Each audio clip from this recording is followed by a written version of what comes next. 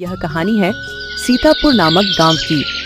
सीतापुर नामक गांव में हरकू नाम का एक जमींदार अपनी पत्नी सावित्री के साथ रहा करता था। वह पूरे दिन अपने काम में व्यस्त रहता था। उसका एक बेटा था जिसका नाम लल्लन था। वह हर समय गांव में बस बेफिजूल की इधर उधर घूमा करता था और जमींदार लल्लन को लेकर बहुत ही परेशान रहा करता था। एक दिन लल्लन सावित्री को कहता है, अरे सावित्री, लल्लन कहाँ गया है? वो कहीं दिखाई नहीं दे रहा है। वह तो यहाँ नहीं है, वो अभी अपने दोस्त के घर गया है। क्यों, क्या काम है उससे आपको? अरे काम, अगर वह कुछ काम का होता तो वह इस उम्र में मेरी काम में मदद करता, और वह तो पूरे दिन गांव में यहाँ से वहां फालतू घूमता रहता है। कोई बात नहीं, अभी वह बच्चा है। समझदार होने पर वह कुछ ना कुछ जरूर कर लेगा। अभी उसकी खेलने कूदने की उम्र है। वह और समझदार, उसे तो तुम्हारे लाड प्यार ने बिगाड़ दिया है। अगर ऐसे ही चलता रहा तो वह कभी समझदार ही नहीं हो पाएगा। अगर तुम उसे इतना लाड प्यार दिखाती रहोगी तो वो और ज्यादा नालायक हो जाएगा। अरे बस करिए, आप तो उस बेचारे के हाथ धोकर ही जुम्मे पड़ जाते हो। चलो, अब आप थक गए होंगे, आप बैठिए, मैं आपके लिए खाना लगा देती हूँ। ऐसा कहकर सावित्री बात टाल देती है और वह हरकू को खाना दे देती है। अगले दिन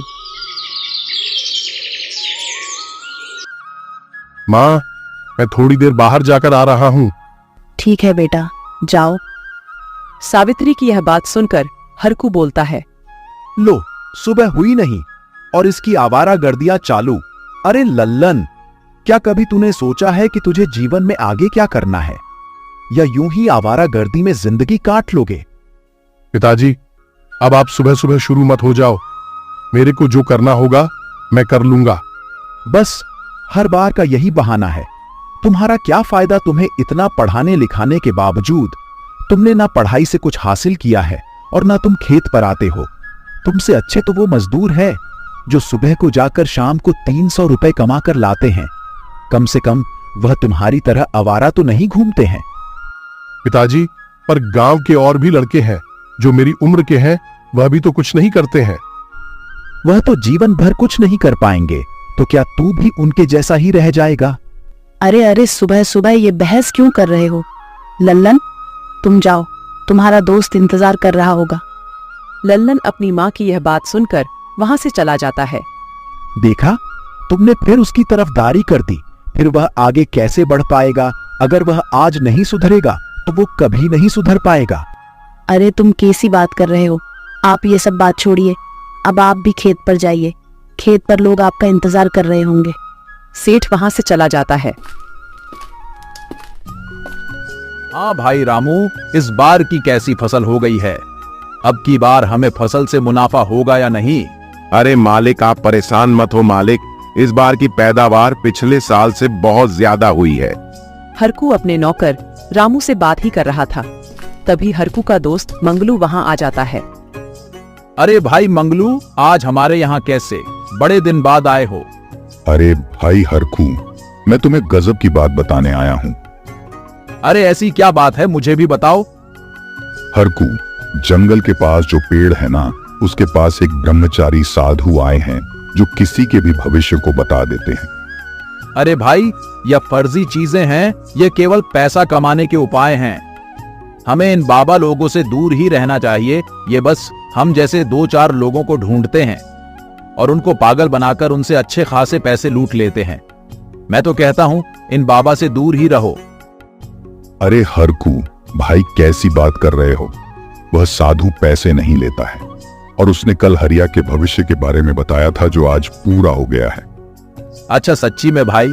चलो भाई, आज मैं उनके पास जाऊंगा। हाँ चल, मैं अब चलता हूँ। मैं तो तुझे बस यही बताने आया था। इतना कहकर मंगलू वहां से चला जाता है। हरकू मन ही मन में सोचता है, चलो भाई, अच्छा है कि आज के जमाने में भी सच्चे साधु बाबा हैं, वरना आजकल के बाबा तो ज्यादातर ढोंगी ही निकल है, जो लोगों से झूठ बोलकर उन्हें खूब लूटा खसोटा करते हैं। चलो बाबा के पास चलता हूँ, अपने बेटे के बारे में कुछ पता करके आता हूँ। लल्लन के भविष्य की वैसे ही मुझे बहुत चिंता रहती है।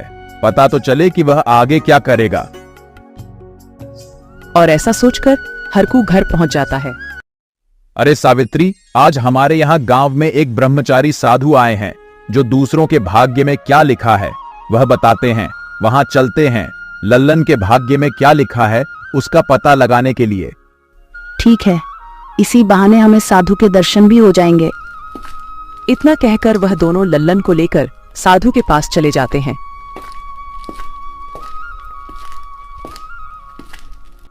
प्रणाम साधु जी, यह मेरा बेटा लल्लन है। आप इसके भाग्य में क्या लिखा है उसके बारे में कुछ बताने का कष्ट कीजिए। भला हमें भी तो पता चले कि इसके भाग्य में क्या लिखा है। हाँ लल्लन बेटा, मेरे पास इधर आओ। और थोड़ी देर लल्लन को देखने के बाद साधु बोलते हैं, इसके भाग्य में बहुत पैसा लिखा है। यह आगे जाकर इस गांव का सबसे अमीर आदमी बनेगा। बस इसे अपनी चतुराई का उपयोग करना होगा। अरे पैसे वाला, और यह आपको कुछ गलत फहमी हुई है साधु जी। यह तो पूरे दिन बस आवारा की तरह इधर से उधर डोलता रहता है। यह कैसे इस गांव का सबसे बड़ा आदमी बन पाएगा। जो जिसके भाग्य में लिखा है वह उसे मिलकर ही रहता है। भाग्य का लिखा कोई नहीं मिटा सकता है। बस पिताजी, अब आप मुझे बार बार आवारा मत कहना। साधु जी ने जो मेरे लिए कहा है वह सत्य है, तो आपको अब मेरी आगे चिंता करने की कोई जरूरत नहीं है। वो तो हम लोग आगे चलकर देख ही लेंगे कि तू क्या करेगा। और एक दिन लल्लन जंगल की ओर जा रहा होता है कि तभी वहां उसे एक बूढ़ा आदमी एक मटकी को लेकर बैठा हुआ दिखता है। अरे काका, क्या बात है? आप बहुत परेशान लग रहे हैं। हाँ बेटा, मैं इस मटके को घर तक ले जाना चाहता हूँ, पर मेरे से मटका नहीं उठ पाता क्योंकि मेरी कमर में दर्द रहता है। कोई बात नहीं काका, मैं इस मटके को आपके लिए आपके घर पर लेकर चलता हूँ। अरे धन्यवाद बेटा, आज के जमाने में कहाँ ऐसे मदद करने वाले मिलते हैं। फिर वह दोनों उस वृद्ध आदमी के घर चले जाते हैं। ठीक है काका, यह मैं मटका आपका इधर रख देता हूँ। धन्यवाद बेटा, आज तुम नहीं होते तो मेरी मदद कौन करता। बेटा, आज मैं तुझे एक ऐसा रहस्य बताने जा रहा हूं जिससे तू बहुत अमीर हो जाएगा। बेटा, यहां से 100 कोस दूर एक जंगल है जहां एक गुफा में राजा का छुपा हुआ खजाना रखा है और उस खजाने की रक्षा एक शैतान कर रहा है। बस बेटा, तुम उस शैतान के सवाल का सही जवाब दे देना अपनी बुद्धि के कौशल से। और यह सुनकर लल्लन खजाने की खोज में जंगल की ओर निकल जाता है।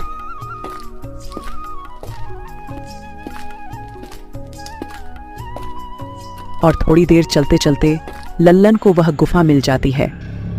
मुझे लगता है जो काका ने गुफा बताई थी वह यही गुफा है। लल्लन गुफा के अंदर चला जाता है। अरे ये गुफा तो अंदर से बहुत ज्यादा भयानक है। और वहां शैतान आ जाता है। मैं तुमसे 3 सवाल पूछूंगा। आज से पहले इन सवालों का कोई सही जवाब नहीं दे पाया है। अगर इन सवालों के जवाब तुमने सही दे दिए तो इस खजाने के मालिक तुम हो जाओगे। ठीक है शैतान जी, आप सवाल पूछिए। तो बताओ, ऐसी कौन सी चीज है जिसे बहुत खराब माना जाता है फिर भी उसे पीने के लिए कहा जाता है? इसका उत्तर तो बहुत सरल है।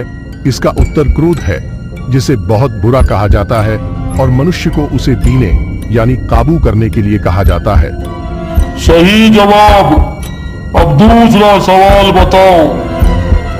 ना उसे छुआ जा सकता है, ना ही उसे पकड़ा जा सकता है, ना उसे देखा जा सकता है, लेकिन उसे महसूस किया जा सकता है। इसका उत्तर है हवा, जिसे हम बस महसूस कर सकते हैं, पर उसे ना तो छुआ जा सकता है और ना ही पकड़ा जा सकता है, ना उसे देख सकते हैं और बस हम उसे महसूस कर सकते हैं। मैं तुमसे बहुत खुश हुआ। अब आखिरी सवाल का जवाब दो और खजाना ले जाओ। जितनी बढ़ती है उतनी कम हो जाती है। ऐसी क्या चीज है, बोलो। इसका सही उत्तर है उम्र, जो हर पल कम होती जाती है और हमें इसका पता भी नहीं चलता। सही जवाब। लल्लन, तू एक बुद्धिमान इंसान है और इस खजाने का सही हकदार तू ही है। लल्लन उस खजाने को लेकर अपने घर चला जाता है और उस साधु की बात सत्य हो जाती है। Subscribe!